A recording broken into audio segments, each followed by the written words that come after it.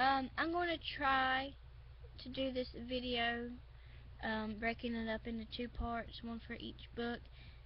See if YouTube will work with me on this. I reached 600 likes on my Facebook page, as I stated in my other video, and in order to show my appreciation, I plan on reading chapter 1 of each of my novels. This video is dedicated solely to A Dangerous Life, where we meet Alice and we meet the love of her life that she doesn't even know about yet.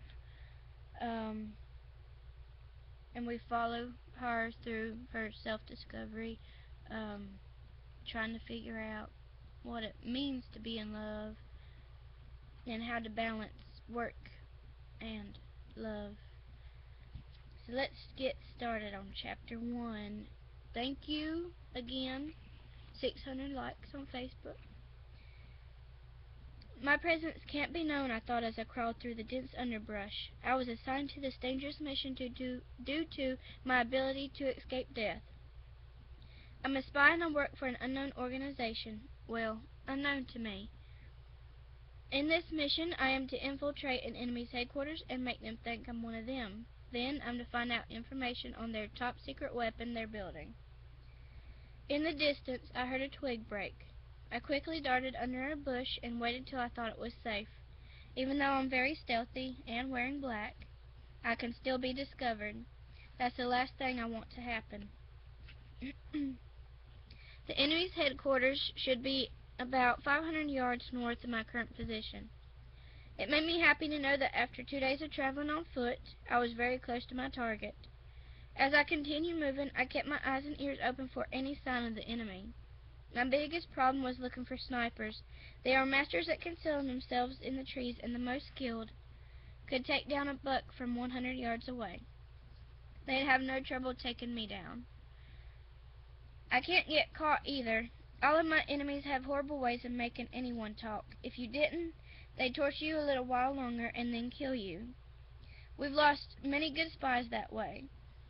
They should have sent me a long time ago. I'm the best in my class, but since I'm also the youngest and the only girl, they think I'm not experienced enough.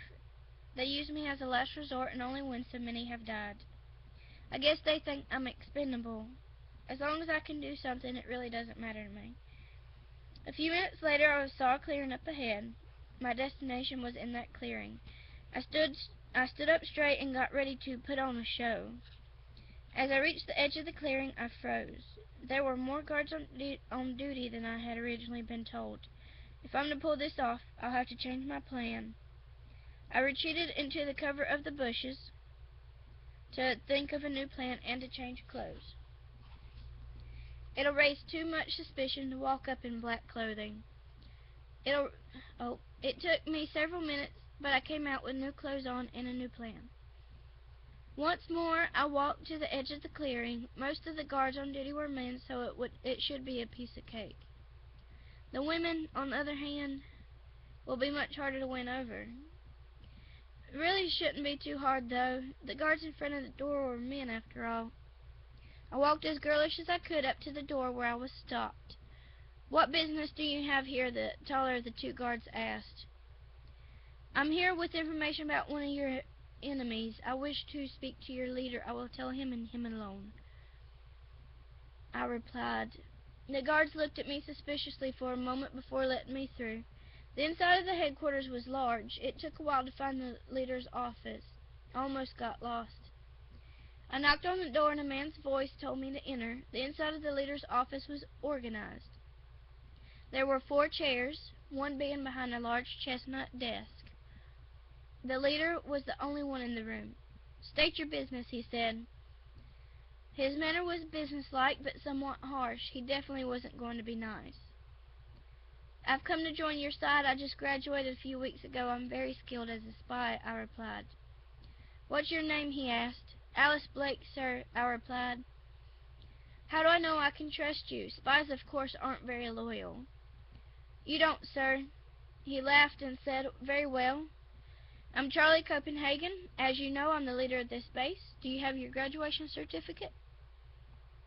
"Yes, sir." I pulled out the certificate and handed it to him. hoping he wouldn't be able to see that it's a fake. I will allow you to work with us, but you won't be able to go on top secret missions or rescues until I can trust you. Is that understood? Yes, sir.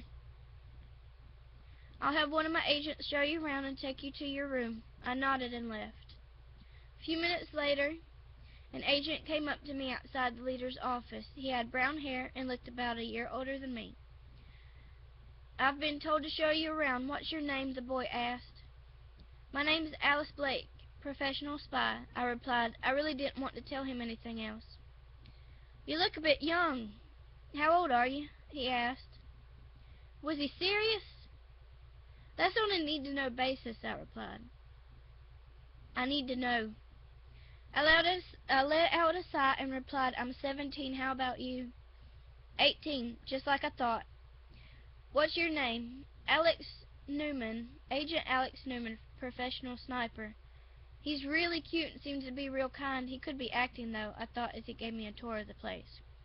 Halfway through the tour, I was introduced to some of the other employees. I met them in the lounge. The first one introduced to me was Sergeant General Kevin McKinley. He is 50 years old with gray hair and mustache. Alex said that the Sergeant General was his commander. The next one I met was Dr. William Radford. He's 29 with blonde hair. Seemed too friendly, but he reminded me of the woman who took me in 9 years ago. Next was Agent John Lee. He's 31 years old, has black hair, and is a professional spy. Private Brad Camden was the next one. He's 40 years old, semi-gray hair, and he's a mercenary. The next two people I met were leaning against the wall. There was Agent Jack Stevens. He's 18, blonde-haired, and works beside Alex as a sniper. Lastly, there was Agent Marco Riley. He's 17, brown hair, and a professional spy. Out of all of those people, only two had brown hair, Alex and Mark. I was the only girl there with brown hair. I've noticed that there were more people in the organization that were over 30 than there were under 30. I guess the leader liked experienced employees. We left the lounge, and Alex led me to my room. On the way there, a man approached us. I knew him instantly. Alice, this is Admiral Kyle Berkeley. He's my uncle. Your uncle? I nodded. Long time no see, Alice, Admiral Kyle said. Hi, Uncle. I thought you were dead, I replied. No, he replied. Why didn't you send us a letter? I couldn't. Why? I'll tell you later. Right now I have to go to a meeting with an old friend. Bye. As soon as the Admiral was out of earshot, Alex turned to me. I didn't know he had a niece. That's interesting. Yeah. Moments later, we reached the barracks. My room was on the farthest end of the first floor. Inside it was about the size of a hotel room. There was a small oak desk, a bed, a bedside table, a chair, and a lamp. The last spy to work here stayed in this room. The desk came in handy when he had to study maps of an enemy's house or headquarters. Maybe it'll be useful for you, Alex said. What happened to him? I asked. No one knows. He went on a mission and never came back. We were silent for a while until Alex said, Dinner's at 6. I wouldn't be late if I were you. The food tends to disappear quickly. He laughed. With that, he left.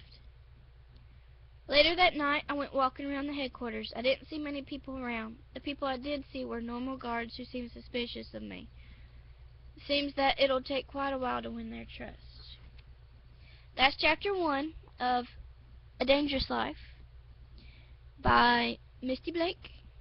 It's available on Amazon, Barnes & Noble, AmericaStarBooks.net is the publisher. You can buy it from there as well. I'm going to upload a separate video of the first chapter of The End of Dreams. Apparently, YouTube has decided to grace me with not great quality video, but actually a great length video. It was stopping me at like 3 minutes. I hope you enjoyed the first chapter. I published it right out of high school, so it's kind of, I don't know, kind of dry to me, but good thing is my contract ends in 2015 and I'll be able to revise and make it better. Again, thank you all for 600 likes. I freaking love you. You're awesome.